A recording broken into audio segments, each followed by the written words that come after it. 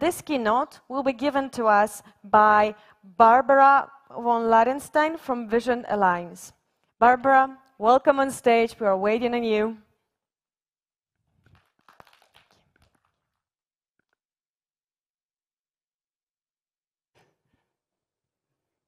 Good afternoon, everybody. I will put my stuff here.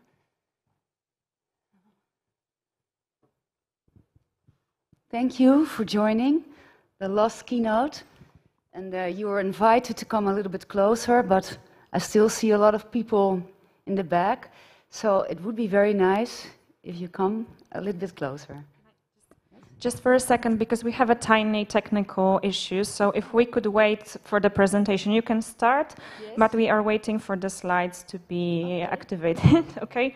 All right. So just a second, but maybe you can start with an introduction. I will make some jokes in between. Oh, yeah. No. So you don't dare to come any closer, or? Yeah, you do. So it's an interactive workshop. And I will ask you some questions, and please feel free to grab the mic and to interact, because this workshop today is all about you as the founder, the entrepreneur. We're going to dive a little bit into your black box and see how you're wired. There we are. So, or in your suitcase, if you will. And I think we're going to do something, maybe you've never done it before. We're going to watch a movie clip and see how you can reflect on what you, how you're responding to this movie clip, what you will see. So that will be in a bit. But first, I would like to thank Mike Shafi again and the Wolves team for re-inviting me on your stage.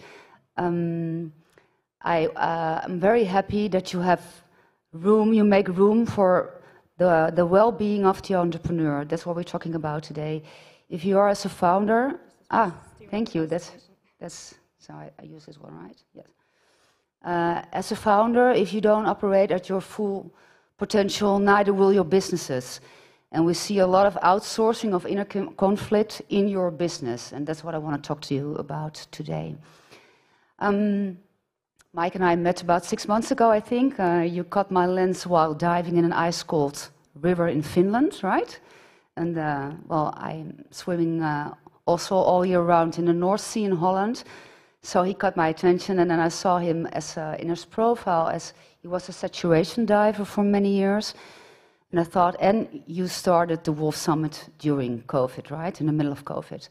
So I thought you must operate under pressure. You're very well in that. So we connected to each other. And now we are working for about 6 months or so. We're also working in a circle I host for visionary founders.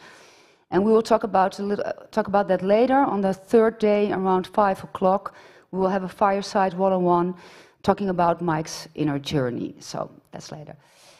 But for now, I will introduce myself. My name is Barbara von Lodenstein. I'm a business psychologist, and I work with visionary founders all around the world, mostly in Europe and in the United States.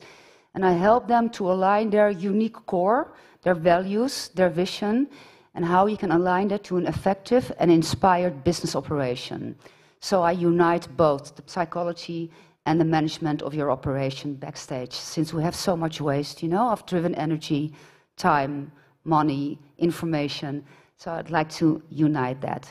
And we're going to try today to look a little bit into your inner journey and see how you can use that in your business and how you make your decisions there. But first, I'd like to do something new. I never did this before. Maybe you never did this before. But I'd like to get comfortable. So please put your phones somewhere you can't see them anymore and sit comfortable in your seat. Comfort is queen, right? And put your feet on the ground. And we're going to do a little exercise. Yes. So it's a concentration exercise to focus on the next thing we're going to do. And I'd like to invite you to surrender to it, you know, just be in the moment for a sec and even maybe close your eyes for a few minutes. And now see if the music works.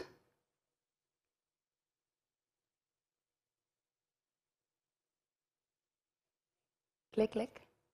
No. Okay, back. So I need some help, I guess, to turn the music on.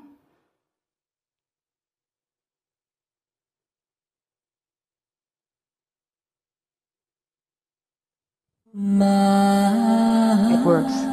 So, close your eyes for a minute.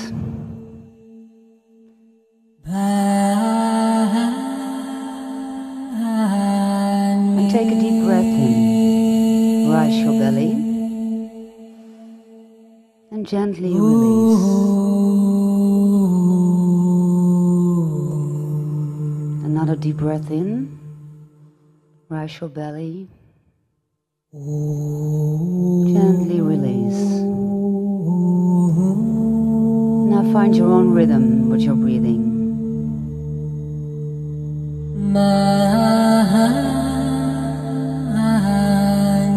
And on your next breath, try also to breathe towards your back. Raise your belly. And breathe towards your back.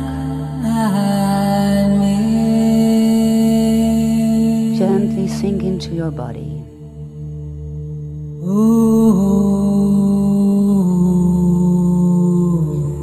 Try to dive a little bit deeper into your body, and maybe you find a space where you can touch your deepest longing, your biggest desire.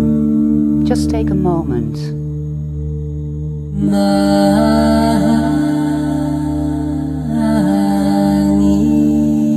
What do you really long for?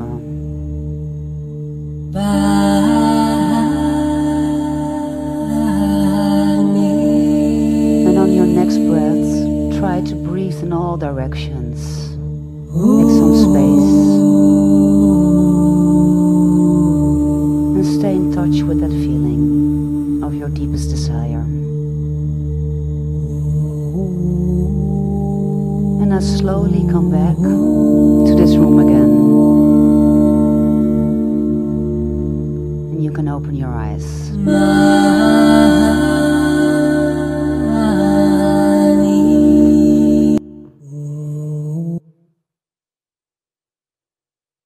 All right, welcome back.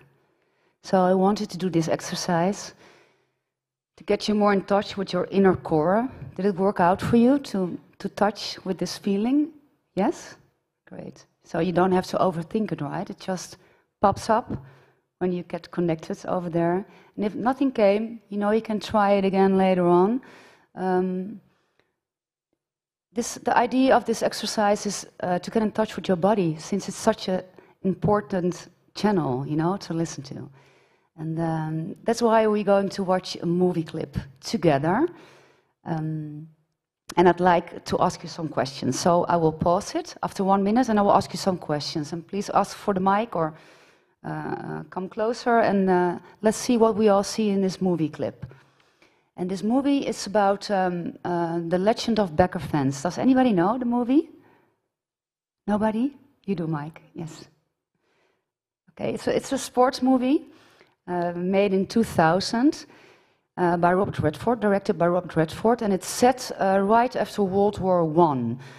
We're going to look to a clip where it's with Will Smith and Matt Damon and Charlize Theron. They are the cast, and we're going to look at the moment that Charlize Theron, her name is Adele in the movie, she's trying to save the family estate after World War I, and she's hosting an exhibition match of golf. She invited two very famous golf players, Bobby Jones and Walter Hagen, and also she invited Juna. Juna is Matt Damon in the film clip.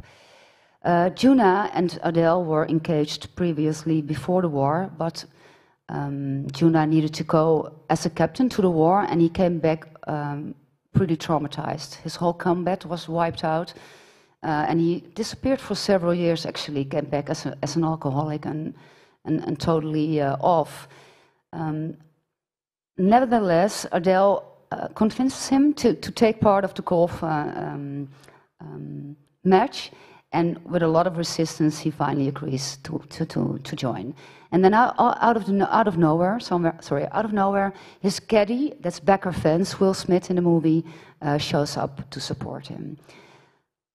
We are now halfway through the match, and Juna, as you can see, is not doing that well. So sit back, relax, and see what happens. Oh, yes.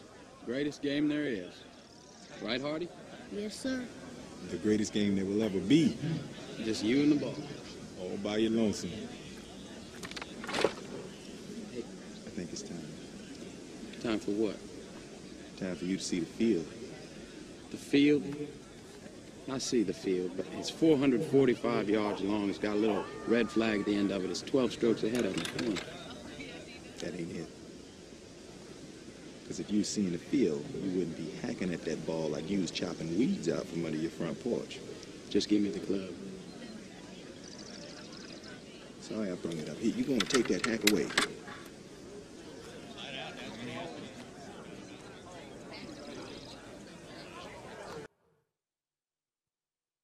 Okay, this was the first part.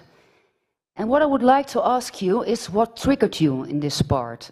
And a trigger is sort of an ignition, sort of an itch maybe. You can feel it most of the time in your body. Something is triggering you. So it could be a sentence, a word, maybe a non-verbal kind of communication, a sound, could be anything.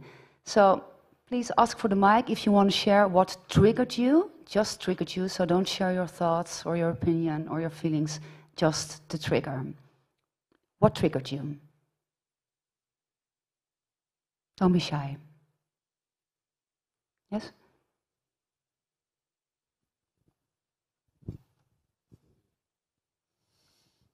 I think it was where he doesn't give the club to him, holds on to it. Holds on to it, Holds yes. on to it. Yes. And says, you're not seeing the field. Exactly. That's when you feel that something is going on here. You can feel it? Yeah. What did you feel? Did you feel it in your body or what happened? Yeah, you feel a tremor, something like that. Yes. Yeah. Just that little thing, that's the trigger. It kind of, you maybe go back to some point in your life where that kind of thing has happened. Exactly, Yeah. yes. Yeah. So you identified a very beautiful trigger here? Yeah. Yes, like that moment. Yes. Anybody else? Thank you.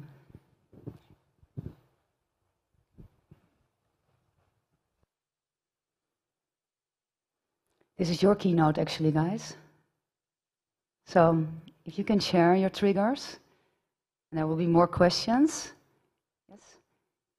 You can learn actually about your own story in this and also ignite others. So my kind of trigger views the same thing as the previous speaker, Yeah. but the fact that he was looking at the part of the pitch, whilst Will Smith told him, no, you're not seeing the whole thing, you're not seeing the broader picture. Yes. So that's kind of like the relationships that we very often see a very little part of our company and not the broader picture. That's what triggered you, that's the sentence, right? You don't Yeah. see the whole field. Something happened there. Yeah. Yes. Great, thank you. Any other triggers?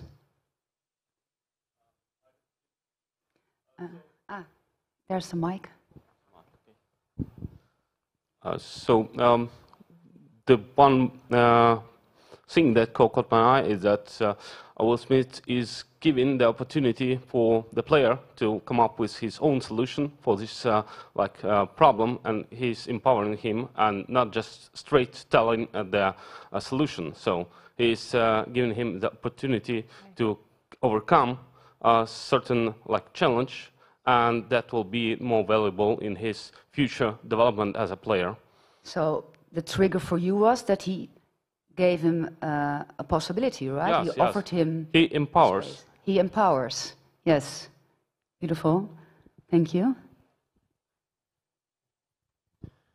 For me, the second trigger was that when he finally released the golf club, that he forced it against his mindset, but okay.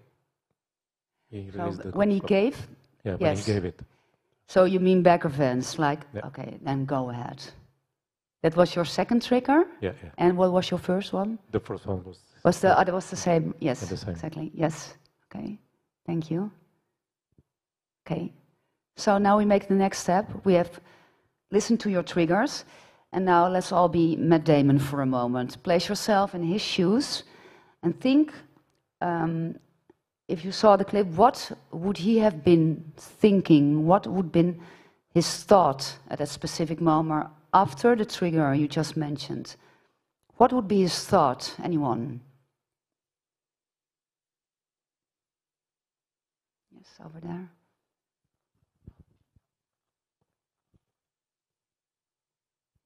I'm gonna hit that ball as far as I can. I'm a golfer myself, so that's what I would think. Yes. Yeah. I'm in control, right? I can do this. So that was his thought, right? Okay. Anyone else? There's another one. His thought might be, I know exactly what I'm doing. Exactly. Yes. Mind your own business, right? Yes. So I come to you. I think that he may change his mind and, okay, show me the field. Maybe. Maybe that will happen. But at that moment, after the trigger, what would be in the start, you think? Was it open to opportunities, or like what other people say, I know exactly what I'm doing? What do you think? That he will not be sure 100% what he is doing. Okay. Yeah. You saw that he might not be 100% sure of what he's doing. Something in his face, maybe. Okay. Anybody else? Yes? Yeah, I agree with that. He's probably thinking, what rubbish are you talking? I know exactly what I'm doing. Yeah. Sorry, I didn't hear. Yes, it's working. Yeah.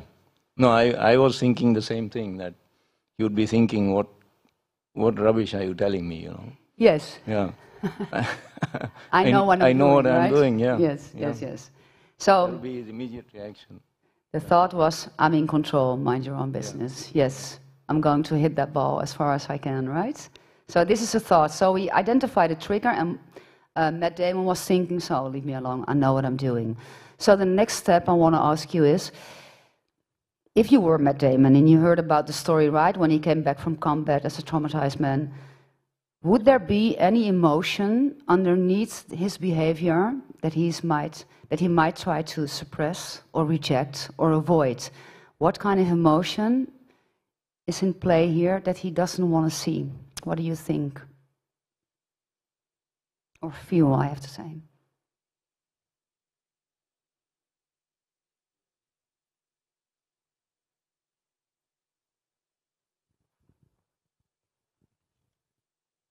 I believe it's fear. Fear. Fear of what, do you think? Failure. Failure. Yes. That could possibly be. Fear of failure. Any other fears that you might detect? Yes? I think he doesn't want to show weakness. He wants to stay strong, and he doesn't want to let his men down or lose his team like he did before. Yes. So I think it's pride and not showing any weakness. Exactly, and that was his thought, not showing any weakness. So what if he would, what would be the emotion that come up, you think? Where is he afraid of if weakness comes up? What do you think?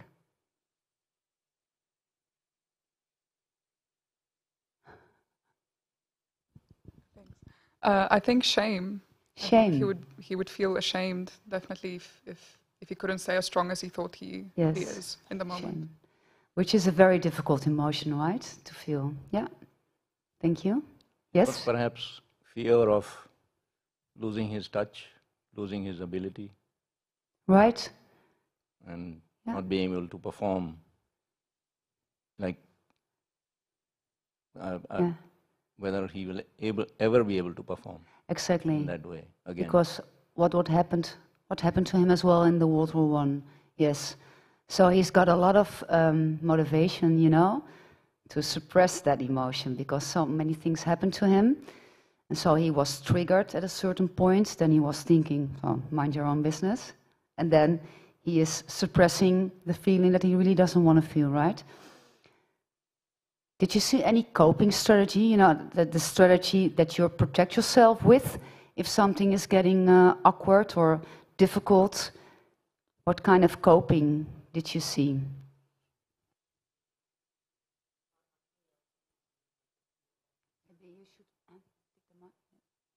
Yes. Is it now? Oh, okay.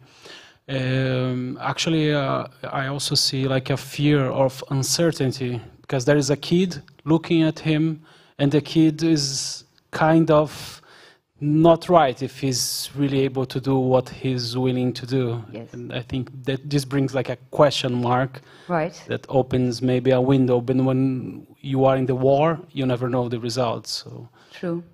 Yes. So it's uncertainty as well. Yeah. And he doesn't want to feel that anymore. Correct? Yes. So did you see any coping? Do you know what I mean with coping? Like how you can protect yourself?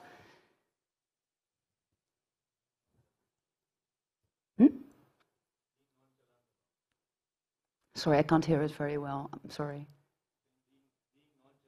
Be nonchalant about it. Yeah? That's a good one. Yeah, I don't care. Yeah, like that. Yeah? That's the way he protected himself. And at the end, so we finish this round up, we take really small steps, and you will learn in a bit why we are doing that. The last step is, how is he behaving? And this is actual behavior that you can see. What is he actually doing?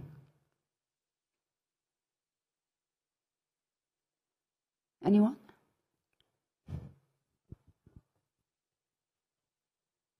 Taking action, taking bull by its horns. Yes. By taking the club. By taking the club. He's taking the club. Yes, exactly. And he's walking away as well. So that is the actual behavior that we see. So let's go to the second part, which is a bit longer, and see what happens. And now you have the questions, you know, like what's triggering me? What was the first thought we have? Then what can be the emotion that is suppressed or maybe now out in the open? What kind of coping or non-coping do you see? And what kind of behavior is the result of that? So let's go to the second part.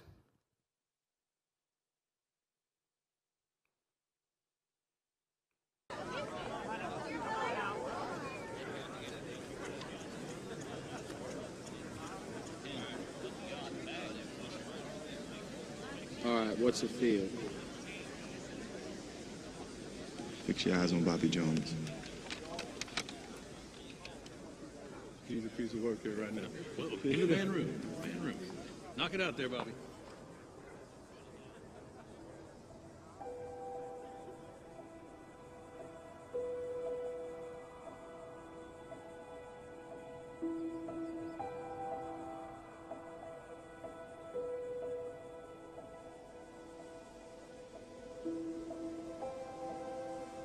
Look at his practice swing. Almost like it's searching for something. Then he finds it.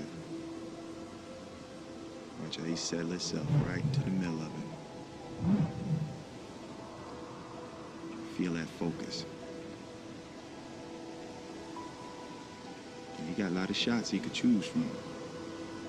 Duffs and tops and skulls. There's only one shot that's in perfect harmony with the field. One shot that's his. Authentic shot. And that shot is going to choose him. There's a perfect shot out there trying to find each and every one of us. All we got to do is get ourselves out of its way. Let it choose us. Look at him. He in the field.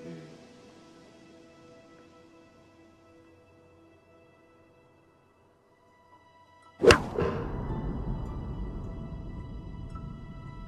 can't see that flag as some dragon you got to slay. You have to look with soft eyes. See the place where the tides and the seasons and the turning of the earth all come together where everything that is becomes one. You got to seek that place with your soul, Junior.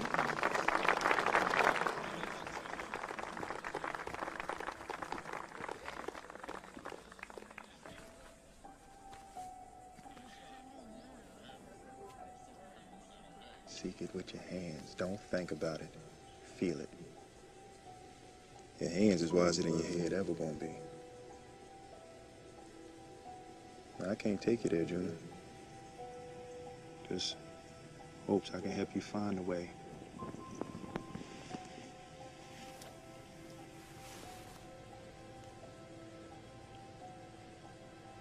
It's just you, that ball, that flag, and all you are. Seek it with your hands. Don't think about it. Feel it. Looking at it, Junior. Feel it. It's just There's you. only one shot that's in perfect that ball. harmony. You don't see it. It's the home of your authentic swing. That flag, and all that you are.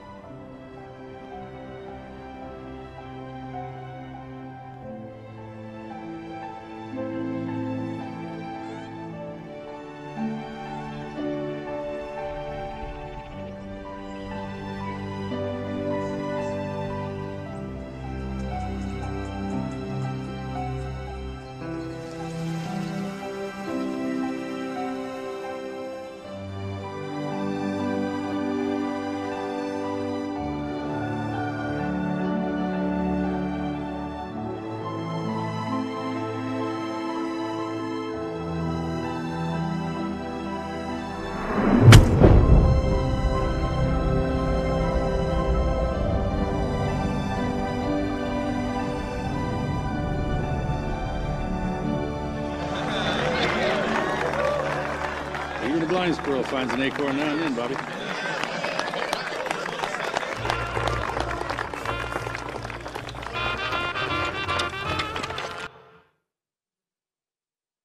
So you were right.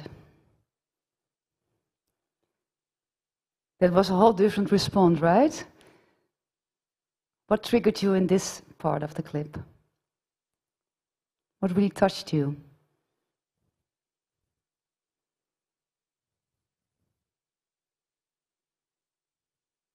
What changed? Anyone? Yeah? You can keep the mic, maybe. He's asking for help. Exactly. Maybe. Yes. So he was, at least in the first clip, he seemed very defensive. Right. But then something happened, and maybe the child, I don't know. Then he asked for help. What do you think happened? What made him ask? Well, he came with he was faced with a reckoning. I think he was given a challenge by what's Will Smith. Yes, Burger Fence. Yeah, yes, yeah. And I guess he could have just stayed nonchalant and or just very defensive and done whatever he did, but he took the decision. He didn't, right? He didn't, and he made that decision to seek help, and take, Be open. Be open. Yes. Be open. And you have a whole different scenario then. Instead of hacking that ball away, something else happens. Yes. Yes. Yeah. Anyone else want to reflect?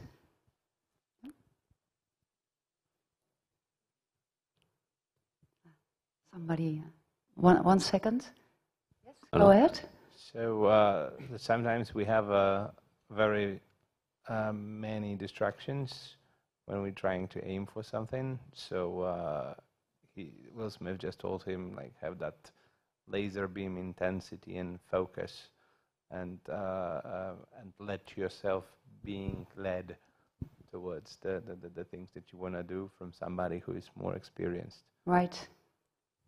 Fix your eyes on Bobby Jones. Yeah. Yeah. Yes? Right. So backstory of this main character is that he's gone through the First World War, and that's a great example of when you're doing something wrong and you're persistent with it and you're failing, you will fail once again. So yes.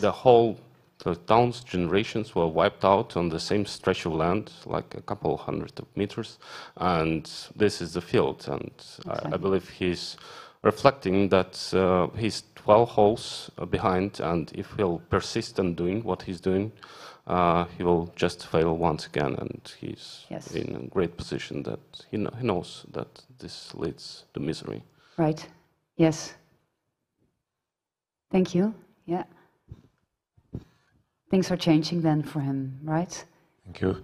I think that the first part was that he has some templates of behavior, and then he has a couple of seconds to think and change the mind, ask for help, and then focus on what is doing his competitor, or the more confident and more the other guy. Yeah. Yes, with Becker fans. Yeah. He is now uniting with him, right? They're working together instead of separate. Actually, they're both coming back to the middle. They're coming back together. And Becker Vance is giving him an advice that he's adaptive to, right? First he says, fix your eyes on Bobby Jones. He's not lecturing him yet, just fix your eyes. So he's comforting him and so on. And why I'm showing you this movie clip, and just we dived into it so specifically, is to make you aware or conscious in how it works, that we are triggered every day about 1,000 times, I guess, even more probably. And it works like a split second, you know. You probably recognize this as a trigger and you respond. And it looks like 1 second. And actually it is. We have around 60 to 80,000 thoughts a day that we need to process. So that's about 50 thoughts a minute. And they are curated or fueled with around 4 emotional experiences we had in the past or experiencing now. So there's a lot going on in our brain. And our brain doesn't always have the best interest at heart with us. So 90% of our triggers that we see are negative. And 80% of our thoughts are repetitive. So think about this, what's going on in your mind and how fast that is going. The good news is we have a 10% window of opportunity here to change, like you just saw in the clip. But why we're talking about this is that many studies show that founders deal with mental health problems. So around 70% of founders and entrepreneurs report mental health problems, which could be anxiety, feelings of burnout, laying awake at night, avoiding conflict, seeking conflict, could be anything. 50% even comes from troubled home. So think about this. If you saw the suitcase, you know, in the beginning, which is filled with all these kind of tensions, then how would you be triggered while running your business? And what kind of responses do you have? What kind of decisions do you make? So that's why this is so important to understand these steps. I'd like to dive in with you a little bit deeper here. Instead of it being 1 split second, it could be a land of opportunities. You just saw that in the movie clip.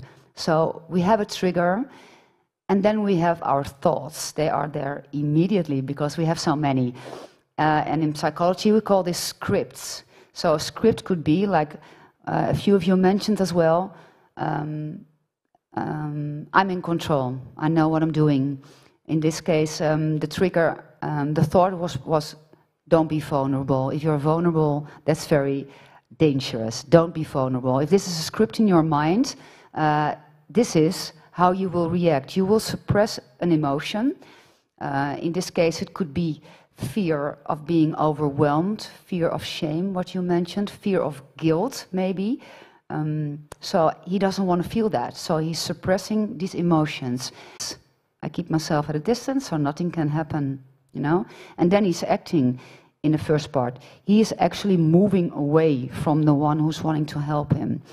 And in the second, you see it mirroring, right? So you see exactly the opposite. He's opening up and thinks, okay, maybe I could use some advice. Maybe he can help me. He's trying to be vulnerable, I guess. He's opening up, and you can see it in everything he does, right? Also in his face, it's getting softer. You see him adapting to the situation. And there is actually no coping strategy at that moment anymore. He's just getting into the zone, maybe. And his response is a very good hit.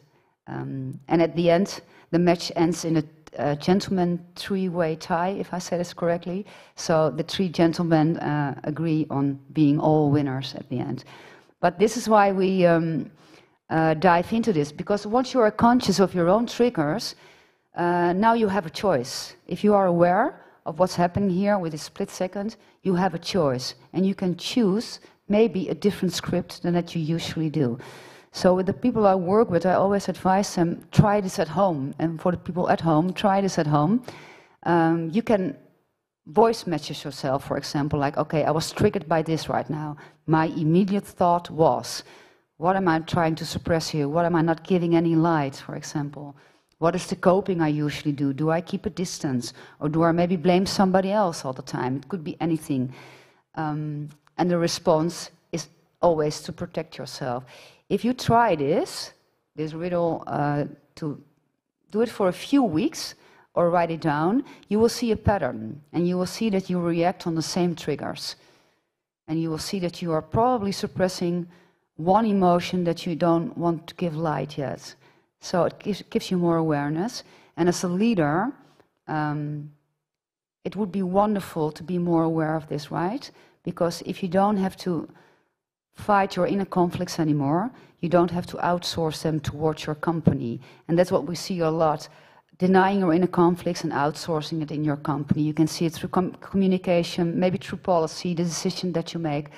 There's a lot of pain in companies that actually is rooted in the founder.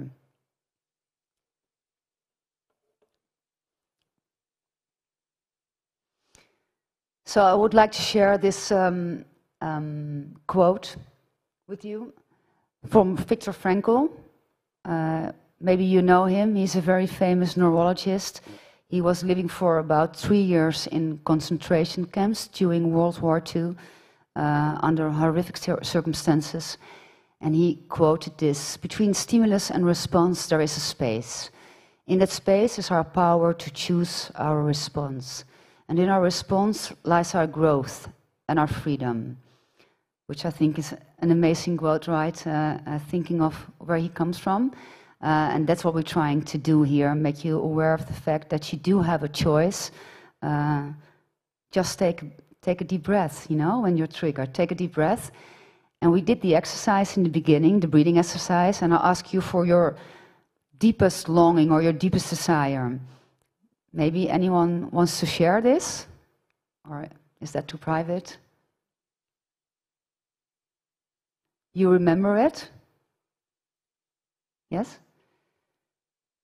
So if the trigger comes and you have this certain thought again, just take a deep breath and think about this desire, because this desire is exactly what will help you to fill in the 10% of opportunity we do have to control our thoughts, right? And this deepest desire can fuel you in maybe having other scripts to use, maybe giving your emotions some light, the emotions that you're suppressing or maybe rejecting right now. So think about your deepest desire and let that help you to judge a situation and how you respond after that. I always say, just follow the butterflies. Maybe that sounds very easy, but we all know what we mean by that, right? You have some butterflies within you.